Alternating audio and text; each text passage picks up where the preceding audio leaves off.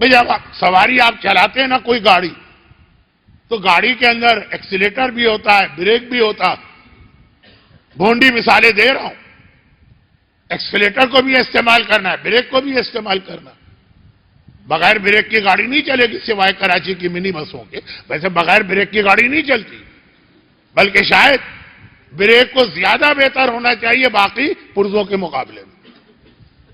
یہ بہت میں نے احتیاط والی تمہید مانگی. جانور جب آپ چلاتے ہیں تو بہرحال ہاتھ میں کوڑا بھی ہونا چاہیے. یہ وہ کوڑا ہے جس سے جانور کو کنٹرول کیا جاتا. اس کو یہ نہیں کہا جائے گا جانور پہ ظلم ہو رہا. تو اب امام مختلف جانور امام کے گھر میں ہوتے تھے. گھوڑا بھی ہوتا تھا، اونٹ بھی ہوتا تھا، سواری بھی ہوتی تھی.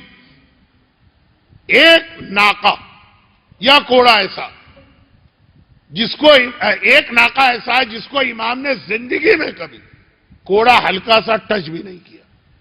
کیونکہ آپ فوراً کہیں گے تو کیا دوسرے جانوروں کو کوڑے مارے جاتے تھے؟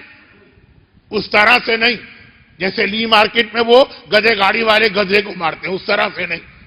لیکن جو بریک کا کام ہے نا، اتنا کوڑا ناقے کے لیے ضروری. خالی ناقہ نہیں، اس بچے کے لیے بھی ضروری ہے اگر اس کی صحیح تربیت کرنا. اس خاتون کے لیے بھی ضروری ہے جو اپنے گھر کے نظام کو توڑ رہی ہے. اتنا نہیں جو لی مارکیٹ کے گدھے بیچارے مار کھا رہے ہوتے ہیں. لیکن ایسا بھی نہیں ہے کہ بالکل مہربانی. تو یہی تو خرابی ہے. لوگ کہتے ہیں مولانا آپ کی تقریر میں عذاب بہت ہوتا ہے، اللہ کیا تو رحمت ہی رحمت ہے. نہیں، دونوں چیزیں اللہ کیا. میں ذرا پھسلا واپس آیا. تو ہر جانور کو چلانے کے لیے کوڑا مارنا ضروری ہوتا. شدت کتنی ہے یہ بس فیصلہ کرتا ہے کہ یہ معصوم کا ہاتھ ہے، یہ گناہگار کا ہاتھ ہے، یہ شیطان کا ہاتھ ہے. بہت مجھے تمہید ماننا پڑ رہی. اسے کبھی بھی کوڑا نہیں مارا. مولا کیوں؟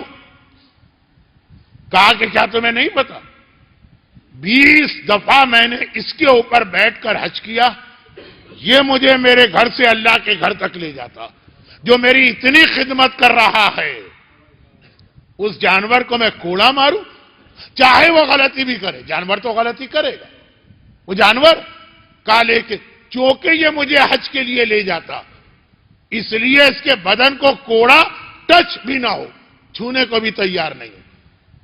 اب یہ جانور کی اہمیت سے زیادہ حج کی اہمیت کہ وہ اتنا اہم سفر ہے کہ جو اس میں میرا مددگار بن رہا، اس سفر کی وجہ سے یہ مددگار بھی قابل احترام ہو گیا، نسبت ہو گئی اس کو. اچھا اب میں یہاں رک کے ایک عجیب جملہ کہہ رہا ہوں، بہت ہی عجیب جملہ. شاید آپ اسے قبول بھی نہ کریں لیکن ہے حقیقت. یہ جانور امام کو حج پہ لے جاتا ہے، اصل چیز حج ہے، لیکن یہ وہاں مددگار بن رہا. امام کہتے ہیں اس کا اتنا احترام ہو گیا. اور جو آپ کو حج کراتا، جس کی وجہ سے آپ کا حج قبول ہوتا، جس کی وجہ سے آپ کا حج صحیح ہوتا، جس کی وجہ سے آپ کو حج کرنا آتا، تو خالی یہاں سے وہاں لے گیا نا. خانہ کعبہ تک لے جانے کے بعد اس اونٹ کا اور کوئی کام نہیں. یہ امام کو نہ نعوذ باللہ، امام کے لیے تو نہیں، ہمارے اور آپ کے لیے نہ طواف کرا سکتا ہے، نہ صحیح کرا سکتا ہے، نہ شیطان کو کنکر مارنے کے طریقے بتا سکتا. صرف اتنی مدد کی تو اتنا قابل احترام ہو گیا.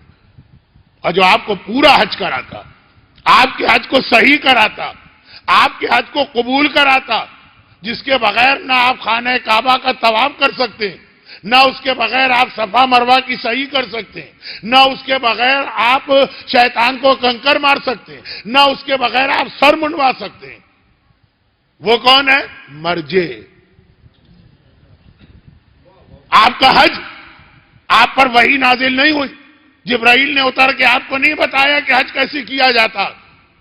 یہ جو آپ حج کر رہے ہیں جو کس کی ہدایت میں، کس کی گائیڈنس میں، کس کے بتائے ہوئے طریقے سے، وہ کون ہے جو آپ کو بتا رہا ہے کہ طواف صحیح کب ہے اور غلط کب ہے؟ وہ کون ہے جو بتا رہا ہے کہ سر منڈوانا بھی، صحیح کب ہے اور غلط کب ہے؟ وہ کون ہے جو ایک ایک واجب حج میں آپ کا ہاتھ تھام کر اس واجب کو پہلے صحیح کرواتا ہے، صحیح، اور اس کے بعد قبول کرواتا ہے؟ وہ مرجے یا ناقے کو کوڑا ٹچ بھی نہ کرو، یہ حج میں مددگار ہے۔ اور جو واقعا حج کرانے والا ہے، واٹس ایپ پہ اس کے کلپ بھیجو، فیس بک کے اوپر اس کو گالیاں دو، اٹھتے بیٹھتے صبح و شام خود اپنے مراجع کی توہین کرو، اور سمجھو کہ سجاد کے چاہنے والے اور سجاد کے ماننے والے ہو۔ طالب علم آتا 2 دن پہلے، امام کتنا احترام دیتے، لیکن میں کہتا ہوں چھوڑیے، ناقے کی مثال دیکھیے اور مجتہد کے اس احسان کو مانیے۔ یہ حج کی بات تو اس لیے آ گئی کہ چوتھے امام کی سیرت میں جتنی اہم ان کی نماز ہے، زین العابدین سید الساجدین، اتنا ہی اہم ان کا حج ہے۔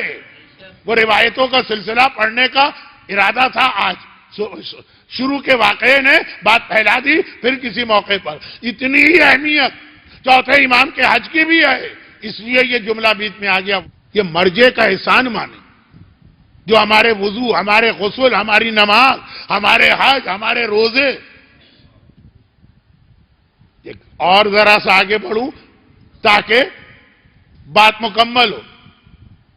ہمارے وضو، ہمارے غسل، ہماری نماز، ہمارا روزہ، ہمارا حج، ہمارا خمس، اس کو صحیح کراتا نہیں۔ ہمارا نکاح، ہماری اولاد، یہ سب بھی اسی وقت صحیح ہے جب فتوے کے مطابق ہو۔ بغیر فتوے کے اگر نکاح ہو گیا تو اس کے اثرات کیا ہیں؟ میں اس طرف جانا نہیں چاہتا، لیکن یہ احسان ہے، اور احسان کا بدلہ کیا ہے؟ مولا کا وہ فرمان، حرم اللہ ریح الجنہ۔ آج وہ حدیث جو پہلے دن پڑھی تھی وہ مکمل کر رہا ہوں، مجھے تقریباً، تکبر تو نہیں کر رہا، تقریباً یاد رہتا ہے کیا کیا چیزیں کہاں نامکمل چھوڑی۔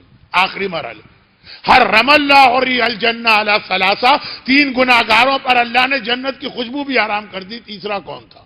پہلے 2 تو آ گئے تھے، تیسرا تھا والمنان، احسان فراموش۔ آج ہماری قوم کے وہ افراد جو بغیر کسی وجہ کے مرجعیت کے دشمن بن رہے ہیں، بھول رہے ہیں کہ ان کے کتنے احسان ہم پر ماضی سے لے کے حال تک ہے۔ ماضی اس طرح جب روایتیں مٹائی جا رہی تھیں، جب کتابیں جلائی جا رہی تھیں، جب نام اہل بیت پہ گردنیں کاٹی جا رہی تھیں، تو ہم جیسے لوگ تو فقط اپنے اور اپنی اولاد کے تحفظ کا طریقہ سوچ رہے تھے۔ کوئی ہندوستان نکل گیا، کوئی یورپ نکل گیا، کوئی تقیہ میں چلا گیا، اور یہی مراجع کرام علوم اہل بیت کے تحفظ کا طریقہ سوچ رہے تھے۔ ہم بھلے مر جائیں، حدیث کی کتاب کیسے بچائی جائے، فرمان امام کیسے بچائے جائیں، اور یہ تاریخ میں یہ ماضی جس کتاب پر آپ بھروسہ کر کے کہیں گے ہمیں آج کے مرجع کی ضرورت نہیں ہے، وہ کتاب بھی کسی مرجع ہی نے آپ کے لیے بچائی۔ اور اس وقت بھی جو روزانہ آپ عمل کرتے ہیں، وضو سے لے کے، غسل سے لے کے، نماز سے لے کے، نکاح سے لے کے، یہ سارا بھی اس کا احسان ہے۔